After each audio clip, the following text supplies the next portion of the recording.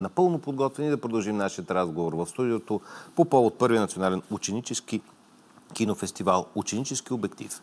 При нас са Людмила Величкова Иванова, главен координатор на фестивала, заедно с ученичките Християна Данова и Натали Банева. Добре дошли. Благодарим. Как сте, нали? Не се притеснявате? Не. Тук всичко е под контрол. Да, абсолютно. Взели сме успокоителни, така че няма какво да се притесняваме. Какво се случи сега в крайна сметка? Ние вече проведохме един разговор по темата и вече имаме и победители. Да. Значи, в крайна сметка вчера се насладихме на едно уникално събитие. Беше пълно с толкова положителна емоция, с толкова вдъхновени лица, ученици, ръководители, публика. Нямаше ли някой невдъхновен да му се не знае? Не всички вдъхновени. Какво е това нещо? Не. Браво. Не. Така че беше наистина радост за сърцето, за очите. Да.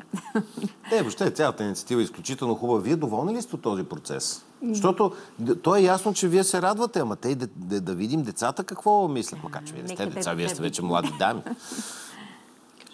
Вие, ето, започвам от вас, защото по-поред на номерата, като в следствената служба. Беше изключително вълнуващо и приятно да сме част от нещо толкова голямо, особено като имаме в предвид, че нашия екип е от малък град. Така, за първи път част от нас дори от Търговище. Прекрасно. И така, беше наистина много приятно да бъдем част от нещо толкова голямо за нас.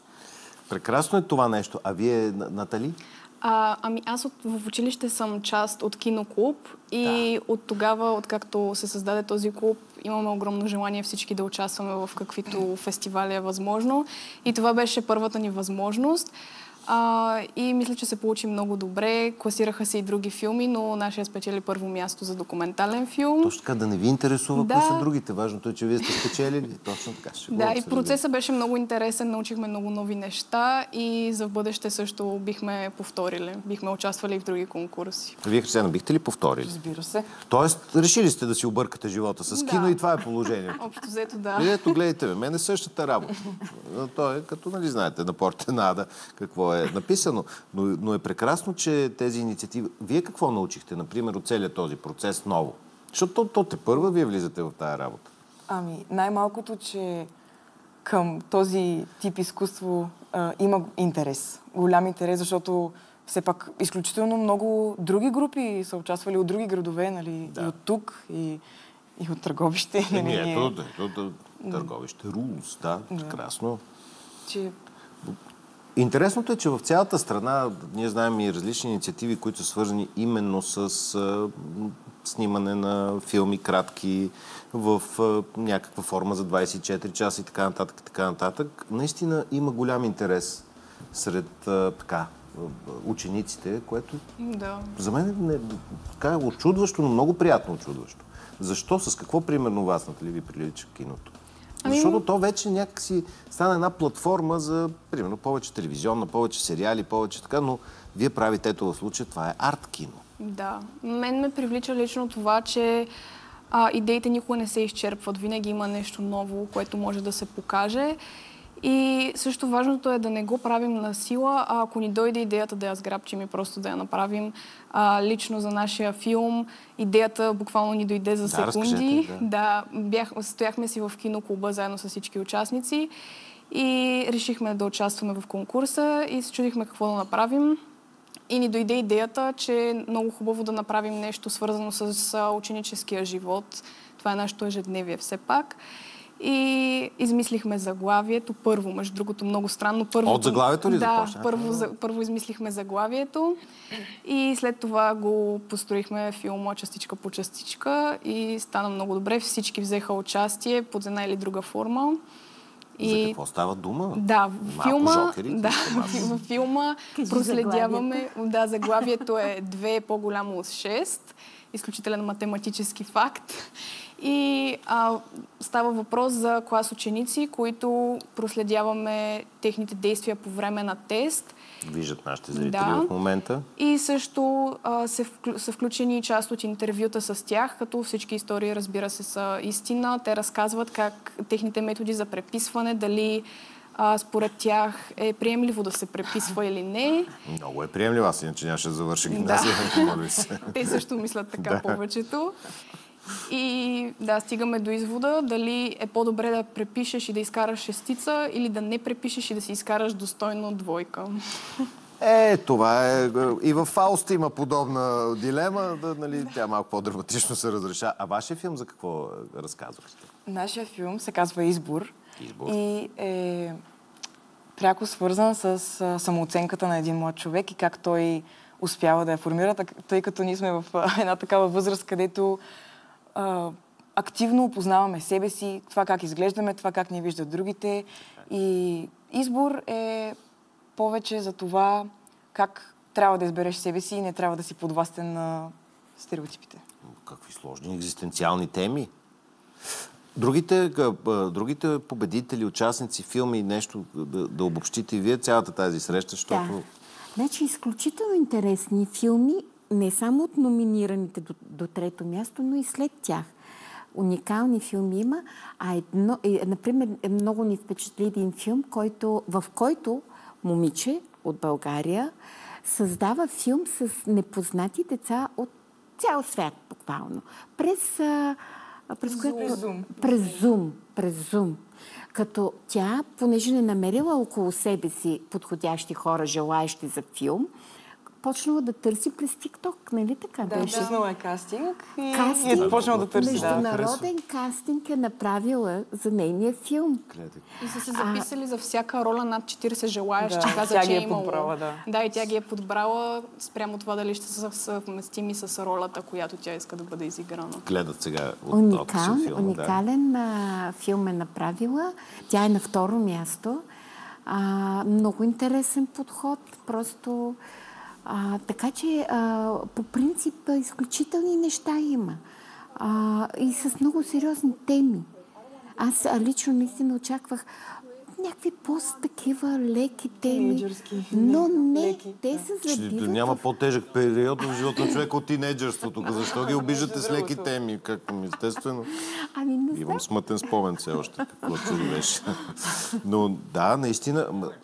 То е много интересно, защото по този начин, ето едни вече удъртяващи хора, като нас няма спор, но виждат по какъв начин вие размишлявате, защото това е най-интересното. И какви теми ви вълнуват, и защото то може да е леко, но то никога не е леко. Може да е тежко, а пък и на тежкото може да се гледа леко. Това е наистина един процес. Аз не знам и колко време имахте да направите своите проекти. Ние нашия филм го направихме за около месец, като общо времето за работа беше може би седмица, защото трябваше да се съберем всички. Общо времето, в което сме снимали, е седмица. Но иначе, докато обработим филма, докато измислим самата идея, беше целият процес месец, може би. Как си набавяте техника? И вас ще ви разпитам също, така че Кристияна. Аз уча в професионална гимназия по дизайн и имаме много хубаво оборудван STEM кабинет. И използвахме тази техника, тя ни дойде много в полза и филма наистина стана на много високо ниво. Ама аз гледам, аз наистина после ще помоля, имам връзки с комисията да ми пусна да ги гледам, защото ми е изключително интересно какво сте направили и в черно-бялата гама. Супер. Да. А вие? Техника, работа и искам доклад. Разбира се. Благодаря. Тъй като в нашето училище имаме един проект, работим по тин сериал. Имаме като клуб, казва се Кинотворци. И хората в този клуб правят сериал и техниката е предоставена от училището. Да, това е проект, по който работим. Те бяха така мили да ни... Много са мили, разбира се, защото това е първото, което бита не че определя съзнанието. Аз не съм марксист в никакъв случай, но без техника трудна работа. Така е. Точно така. И сега, примерно, вие на монтажа затруднявате ли се? По какъв начин? Кой ви е оператор? Как разпределяте задачите във вашия екип? Всички взеха участие под някаква форма. Даже на много места участваха по няколко човека. Разменяхме се и всички даваха идеи. Операторската работа е със сигурност, според мен, лично по-лесна от монтажа. За мен монтажа е доста труден. И Айзенщайн така мисли, така да. че е правилно. И ни помогна нашия господин учител Тодор Петров. Той ни води клуба. И други ученици, които повече разбират, също те го направиха. Тежка работа е монтажа, но не случайно една от най-важните функции в киното. Има и анимация. Има анимация, да кажем няколко думи за това. Аз направо не можа да повярвам, че има анимация. Аз ще пуснем малко. За съжаление, момиченцето, което взе първо място и много допълнителни индивидуални награди в тази категория, просто не успя да дойде. Но наистина много интересни анимации. Макар че там е много трудно, все пак анимация да направиш е много трудно. Има своите особености. Много време се изисква, много работа, много специфични неща. По-малко бяха там филмите. Аз съм чудвам въобще, че има филми в анимация. Какво говорите? Една минута анимация. Ето, в 120 000 лева. В момента гледаме точно филма, който получи първо място. Силно повлиян от японската традиция. Чудесно. Няма да е прекрасно. И другите анимации бяха изключително интересни. Учениците имат такъв нестандартен, свеж подход към тематиката. Много е приятно да погледнеш как учениците пресъздават една тема. Естествено, че приятното е толкова интересно само по себе си. Това казвам, така се опознаваме и взаимно. Добре, в един сравнително краткосрочен план, примерно ето с вас, Кристияна, как си представяте бъдещето? Искате ли професионално да се занимавате с кино? Това е много сложен въпрос. Но... Що да се обиждаме с прости въпроси? По принцип, аз имам голям интерес наистина към кино, към актьорска игра. Наистина имам интерес, но съм в такъв период, в който съм объркана и просто наистина не знам какво да правя. Рано или безакитка, както казва народа. Но имам едно притеснение, че ако не пробвам, ще съжалявам цял живот. Добре, да имате още време да го мислите. Не си създавайте излишно напрежение на този етап. Нека е по-драматично. Нека винаги да е по-драматично. Натали? Моите интереси малко съвпадат, препокриват се с специалността, която уча в момента, графичен дизайн. Прекрасно. И съм си мислила, че може да го свържа това с филмите и примерно да създавам плакати за филми. Това ми е много интересно. Много обичам в свободното си време да създавам различни плакати. Това е прекрасно. Знаете ли каква криза има, питайте мене, с създаването на плакати за филми в момента? Да, и много ми е интересно различните плакати, как може да има много голям символизъм в тях и той да се разбира чак след като си изгледал филма и да осъзнаеш на плаката какво има. Много е важно.